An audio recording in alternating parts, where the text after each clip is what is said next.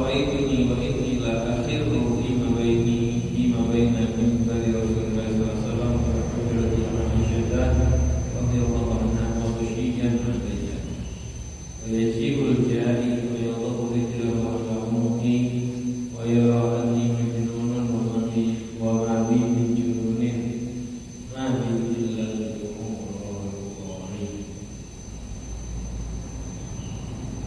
Alhamdulillah, kita membaca kitab Riyadhus Shalihin. Akhirnya kita baca hadis cerita yang masyhur tentang Abu Hurairah yang diajak diutus oleh Nabi Muhammad SAW. Bab ini adalah bab fadilatul ju'i, istimewaan lapar dan hidup sederhana. Lalu di hadis kemarin Abu Hurairah radhiyallahu anhu disuruh minum susu oleh Rasulullah SAW. Sudah baca ya. Ringkas ceritanya, Abu Hurairah kelaparan, akhirnya keluar dari masjid dari tempat Ashabus Suffah. Tidak minta-minta, nggak mau minta, hanya sekedar menyapa sahabat dengan pertanyaan. Tiba-tiba Rasulullah keluar melihat Abu Hurairah. Rasulullah tahu ada lapar di wajah Abu Hurairah, diajak pulang. Ternyata di rumah Rasulullah ada satu mangkuk atau satu gelas susu. Dan Rasulullah manggil semua Ashabus Suffah untuk minum dari susu tersebut. Subhanallah, diberikan keberkahan oleh Allah. Semua minum tidak berkurang sedikit pun. Sampai yang terakhir malah Abu Hurairah. Ketika Abu Hurairah minum di situ, susu minum banyak banget. Minum lagi Abu Hurairah.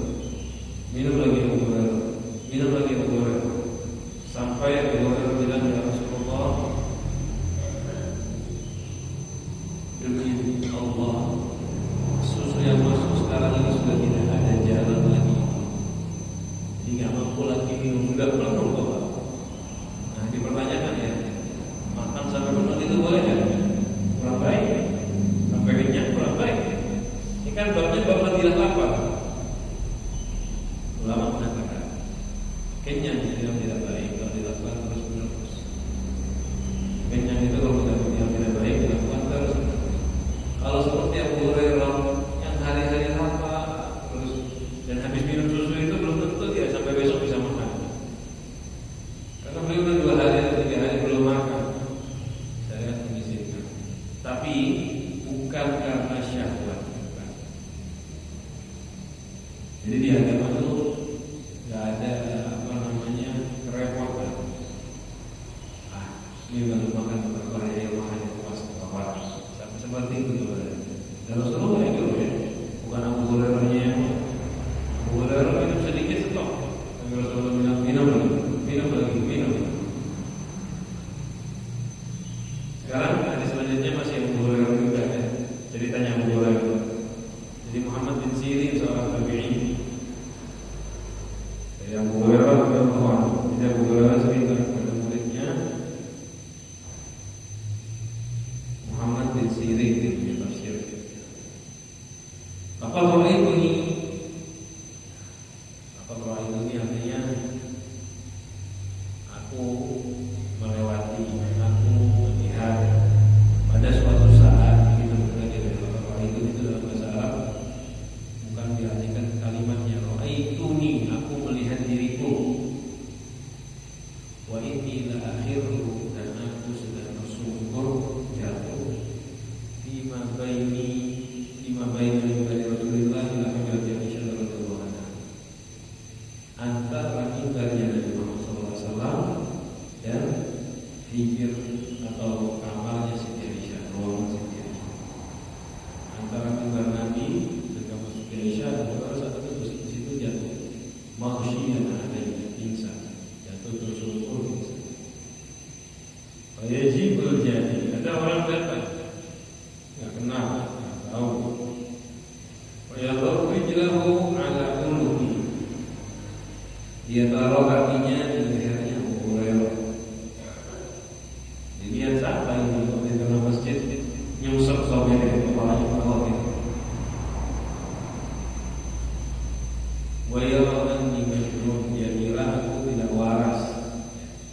Dia kira aku tidak waras. Jadi ketika melihat Abu Hurairah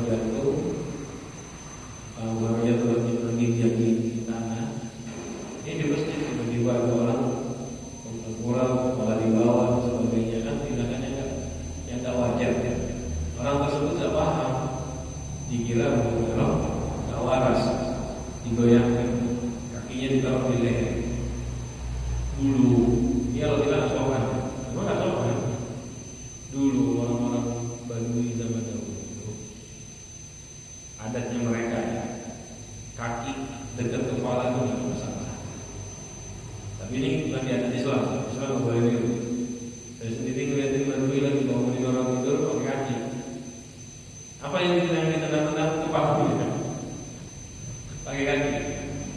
Kalau kita kan nggak sopan, betul. Di Islam sama diajarkan dia. Di Islam tidak diajarkan. Ada Badui zaman dahulu itu biasa. Biasa. Jadi mereka itu kaki ke kepala, bukan kepala kakinya diangkat ke kepala, bukan ya. Dalam tidur di bawah disenggol pakai kakinya, itu mereka biasa. Makanya kebetulan ini mungkin orang kampung lihat Abu Hurairah begitu, disenggol lah lehernya pakai kakinya dia. Nah, sopan di Islam. Karena kita di Islam ya itu kan dilihat. Islam tuh walaupun tidak ada menyebutkan lafaz, jangan sampai kakimu nyentuh kepala orang, nggak disebut. Cuman di Islam disuruh berakhlak dengan akhlakul midil, akhlak wajarnya orang sekitar. Selagi itu tidak merusak agama, akhlaknya itu diakui agama, jangan. Kayak kita di Indonesia kan kepala itu bukan sesuatu yang boleh dipegang-pegang sembarang orang. Yang pakai kaki, pakai tangan aja kita kesal kan? Nah, ikut di akhlak itu di Islam diakui hal seperti itu. Nah, cuma ini kejadian sekali lagi ya, saat itu dianggap biasa. Yang nimbang kepala atau pakai kaki. Dia kira Abu Hurairah itu gila. Wa ma bi jununin, dan saya tidak gila kata Abu Hurairah. Terus kenapa kau jatuh sungkur ke tanah? Kata Abu Hurairah, mandi illa junub. Aku enggak merasakan apa-apa kecuali lapar. Artinya sebab pingsan itu cuma lapar. Roh. Jadi Abu Hurairah kayak gitu tuh sangat lapar. Abu Hurairah pergi ke Rasulullah tahun ke-8 habis hijrah. Hidup tinggal full selama 2 tahun. 7 tahun. Jadi datang ke Rasulullah tinggal di masjid, tidak tahu apa-apa sama sekali. Sampai setelah Rasulullah meninggal, setelah 2 tahun bersama Nabi, menikah Abu Hurairah. Baru hidup dia punya rumah tangga sendiri. Dan saat Abu Hurairah nikah, ternyata istrinya punya harta kaya. Abu Hurairah itu tak bahagia dengan hartanya kan. Bangga, oh nyaman, udah kawin, istri kaya. Tidak, maaf. Menganggap ini adalah beban. Aneh ya, kalau kita kan sukses ya. Orang yang kaya sukses. Bahkan ini dia, apa namanya kan sampai sudah ini contoh ya. Pandangan jelek yang bahkan di kalangan ulama juga gitu. Siapa ulama yang sukses? Yang udah kaya. Oh, dia sukses benar. Siapa Ustaz ini? Kenapa suksesnya? Sekarang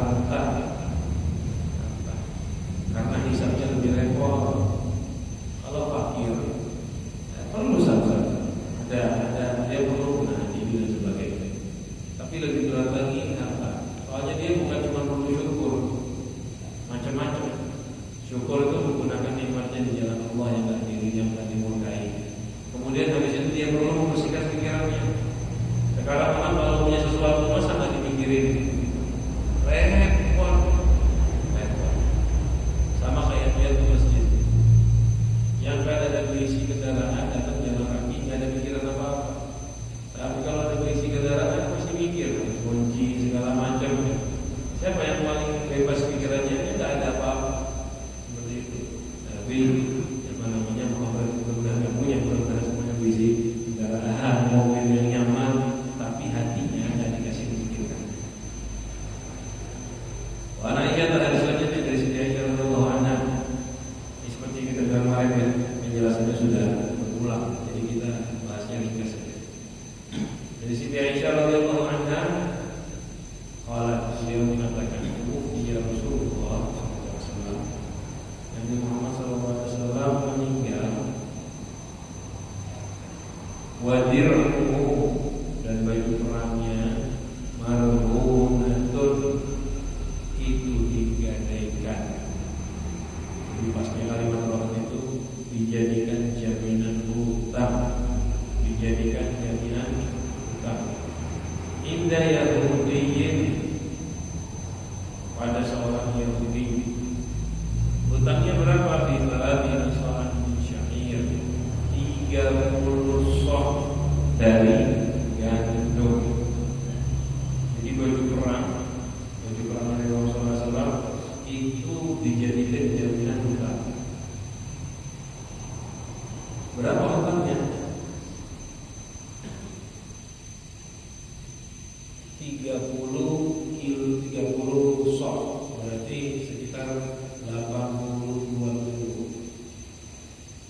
Kalau kita taruh dulu ya. Kalau di mana kita taruh 50 kilo. Jadi Rasulullah tetap 2 kali. 83 kilo, 22,5. Gandum cuma 2 kali hutang. Jaminannya baju perang itu mahal. Tapi Rasulullah ya, baju perangnya dijadikan jaminan hutang. Dan beliau meninggal belum bayar. Tapi bukan berarti Rasulullah meninggal punya hutang, bukan. Karena sudah ada jaminannya, baju perang tadi. Baju perang tadi bisa digunakan untuk membayar hutang. Dan Nabi kita pemimpin umat Islam yang kalau mau hartanya banyak sekali, rampasan perang tak terhingga, baitul mal ada, tapi Nabi tidak pernah memilih itu. Nabi tidak pernah memilih itu, bahkan Nabi memberikan hartanya untuk umatnya. Meninggal dunia punya hutang dengan jaminan baju perangnya. Nah, jadi itu hutangnya Nabi murni pokok. Kenapa? Hutangnya buat gandum, buat makan. 82 kilo dibagikan istrinya 9, berarti masing-masing nggak sampai 10 kilo. Dan ada istrinya yang punya anak seperti Musalamah, punya anak 3 atau 4. Itu beliau membagikan itu sedikit ya, itu ya. Hutang buat satu rumah tangga 10 kiloan kurang lebih. Dan kita bagaimana?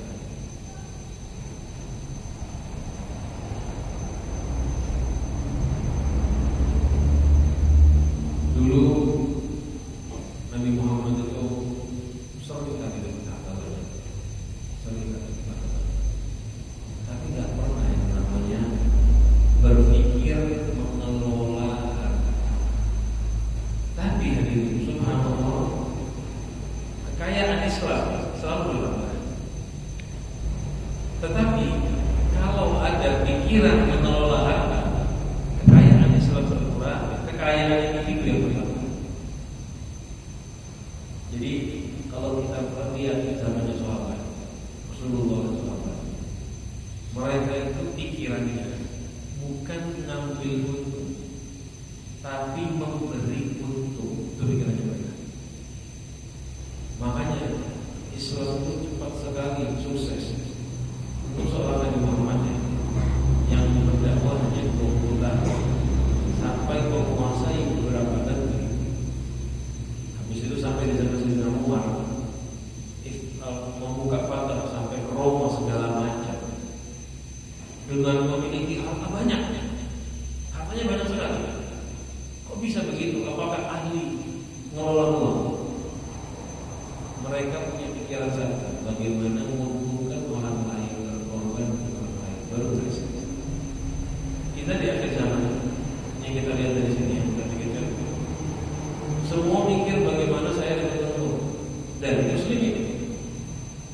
Walaupun mungkin ada yang membantu juga, bikin sesuatu, bikin ini dan itu, ayo kita bikin sesuatu. Mungkin contoh ya kayak di akhir zaman ada Baitul Mal, kan sekarang banyak Baitul Mal.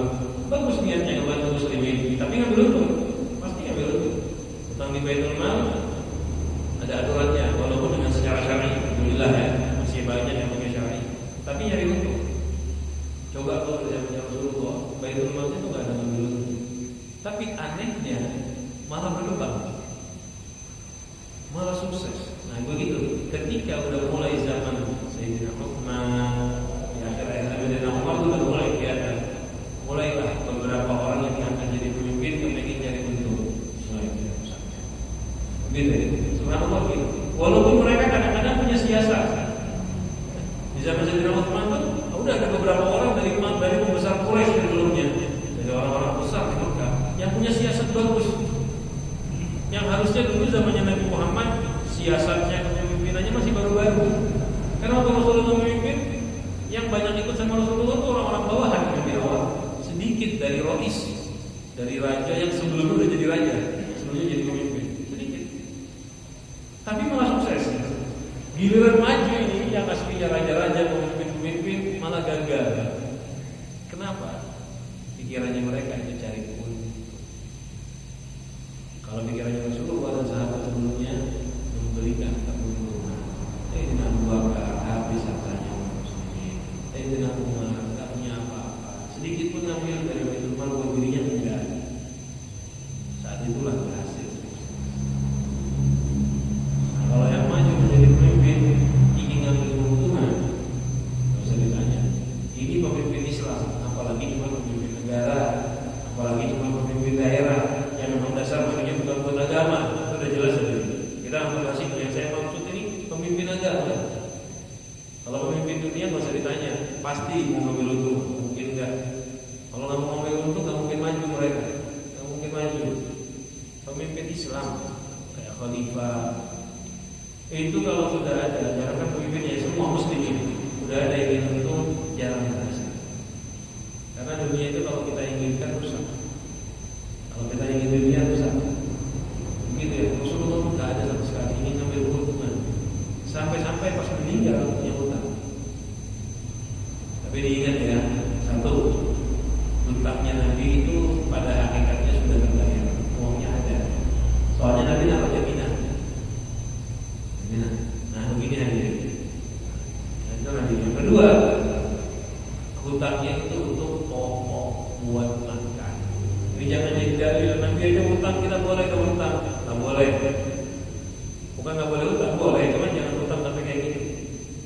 Biar boleh hutang kalau memang buat makan dan ada jaminan. Kalau sekarang kan kebanyakan orang hutang itu, kebanyakan orang hutang. Kalau kayak di bank ditanyakan, jarang ada yang hutang memang buat makan itu lebih banyak. Jarang. Kebanyakan buat yang lain. Kredit itu buat apa sih? Buat beli handphone, buat beli motor, buat beli alat-alat, atau buat beli rumah. Bahkan yang kredit rumah itu kadang-kadang bukan rumah tempat tinggal asli, rumah tambahan. Masih hutang. Karena kredit itu namanya hutang. Namanya hutang.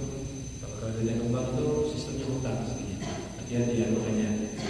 Jadi yang kredit sistem di bank itu aslinya kebanyakan orang yang pakai pembiayaan. Pelajari dulu ya. Saya tak tahu detail semuanya. Ada macam-macam pembiayaan dari bank. Cuman kebanyakan sistem hutang. Jadi biar hutang sama bank, biar membayar kredit broker. Lunas. Sertifikatnya disita sama bank. Disita sama bank, boleh diambil kalau sudah lunas bisa bayarnya. Jadi itu kalau kayak gitu namanya kita hutang bank, bukan beli sama bank. Itu rawan riba dan kebanyakan kena riba. Sudah hutang bukan pokok, kadang-kadang rawan riba. Dan begitu, kita ini kalau hutang bukan karena pokok dan juga bahkan dilarang. Kalau mau hutang boleh, nggak ada haramnya kita. Cuma nggak dianjurkan, hutang. Kalaupun memang kepengen, nggak apa-apa, yang penting hutangnya sah. Dan jangan lupa satu, dicatat. yang dihutangi dan yang hutang sama-sama nyata, walaupun sedikit. Itu perintah Al-Quran ya. Oleh itu jangan sampai tidak mau katib penulis mencatat walaupun hutangnya sedikit, disuruh catat dan pakai jaminan. Apa sebabnya? Barangkali tiba-tiba dia tidak bisa bayar. Jangan menghitung sesuatu yang akan datang. Yang akan datang belum tentu datang. Ini kalau udah disebut hutang bahaya. Kadang-kadang orang hutang nanti orang bulan depan gajian dibayar. Yang pokoknya pasti gajian, nggak ada yang pasti kalau belum datang. Terus gimana? Ada barang apa di rumah? Jadikan jaminan. Ini jaminannya ini. Dan benar nanti bulan depan gajian keluar, enggak? Dan ini beda sama sandahan ya, beda. Istilah sandahan kita itu lain.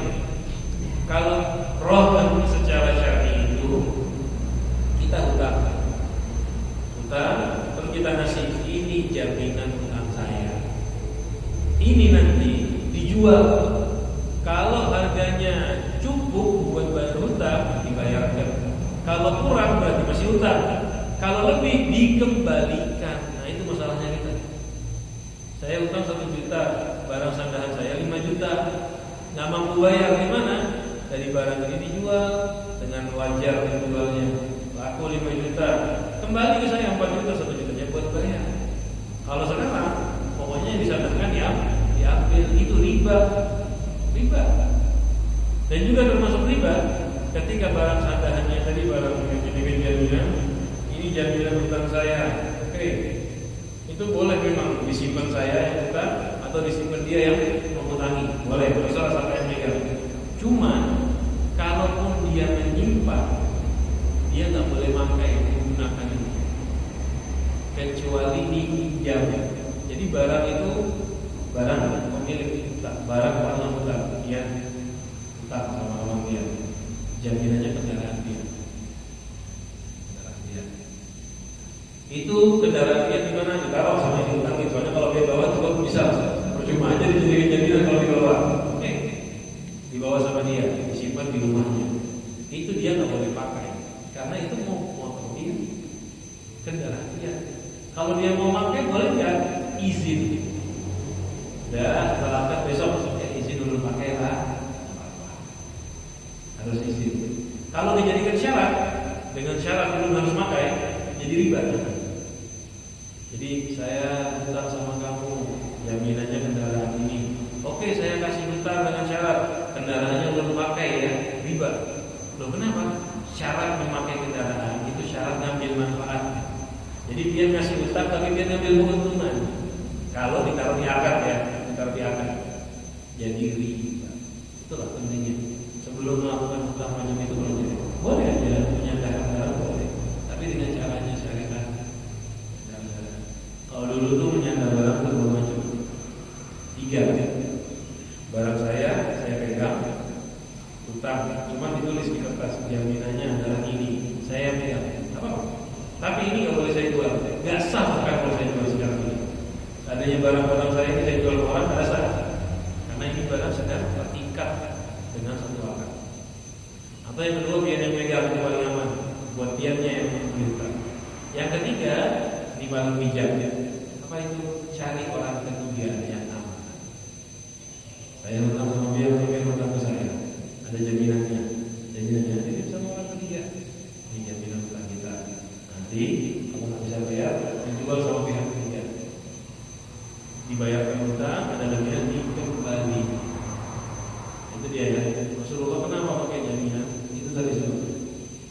Jadi walaupun nggak bayar, udah selesai, udah ada duitnya yang membuat dan membangun yang digunakan untuk membayarkan hutang. Jangan sampai nanti ini jadi dalil hutang-hutang. Jadi 1 ada jaminan, 2 sudah hutangnya hanya karena makanan pokok, cuma hutang ganti. Rasulullah SAW hutang cuma 2.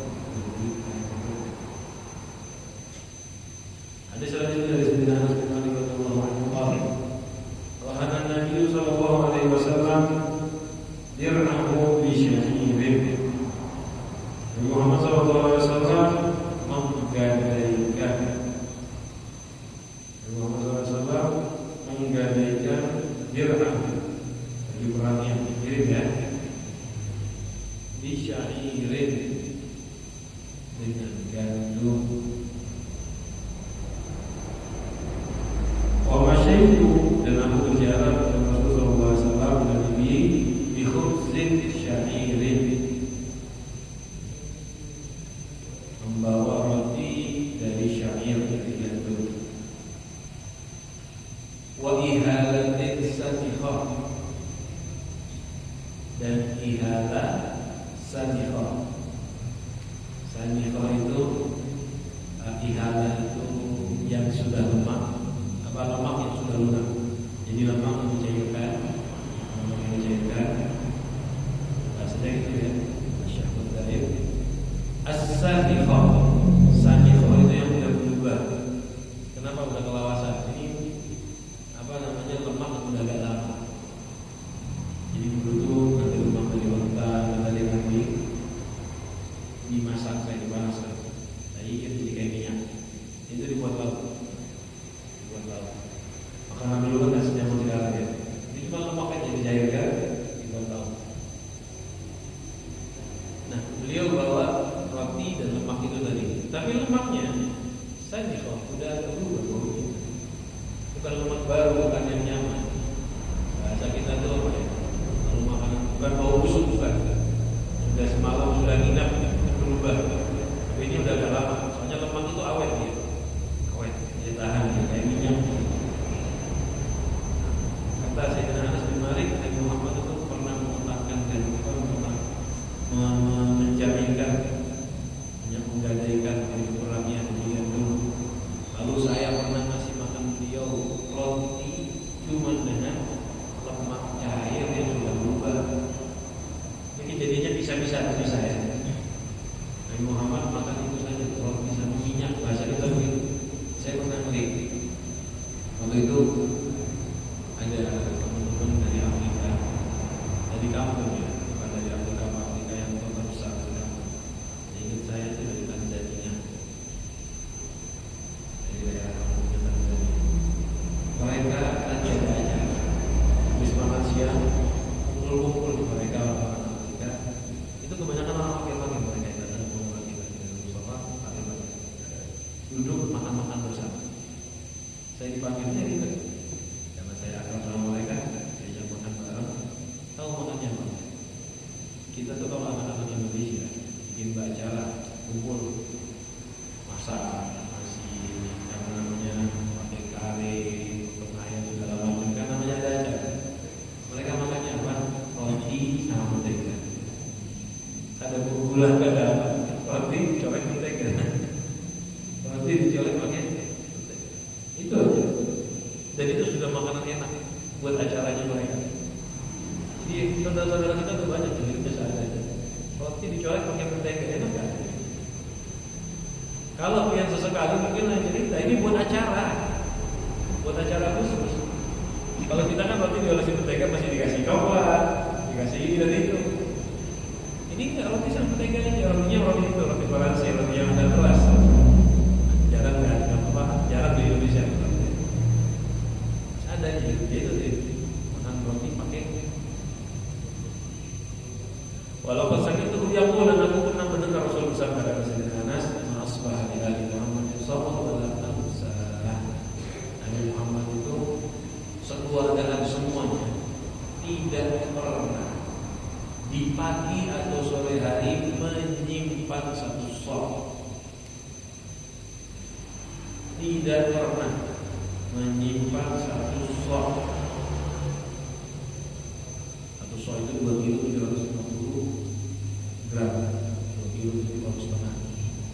Wa innahu gratis al-qawiyatin, dan seluruhnya keluarganya Nabi Muhammad itu ada 9-9-nya lagi. Jadi kan pernah pagi sampai sore punya itu tak pernah.